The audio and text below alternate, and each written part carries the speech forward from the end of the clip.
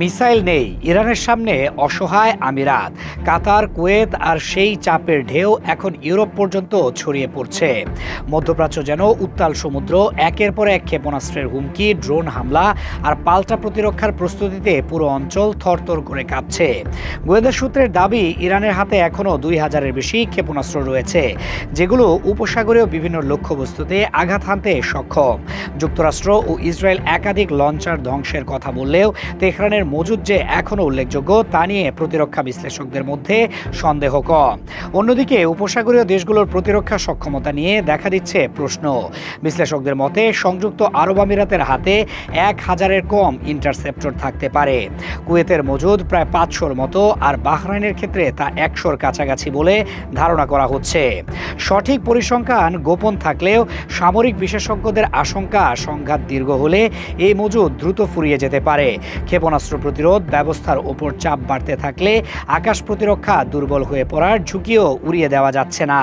Washington থেকেও মিলছে মিশ্র বার্তা। প্রেসিডেন্ট ডোনাল্ড ট্রাম্প সামাজিক মাধ্যমে যুক্তরাষ্ট্রের অস্ত্র ভাণ্ডারকে প্রায় সীমাহীন বলে দাবি করেছেন। তবে একই সঙ্গে কিছু উচ্চ প্রযুক্তির অস্ত্রের মজুদ প্রত্যাশার তুলনায় কম থাকার কথাও স্বীকার করেছেন।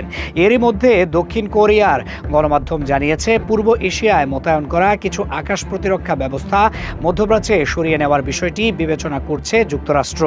সম্ভাব্য তালিকায় রয়েছে প্যাট্রিয়ট ও থার্ড ব্যাটারি, পাশাপাশি MQ-9 রিপার ড্রোনের মতো নজরদারি প্ল্যাটফর্ম। এই সিদ্ধান্ত বাস্তবায়িত হলে পূর্ব এশিয়ার নিরাপত্তা সমীকরণেও প্রভাব পড়তে পারে।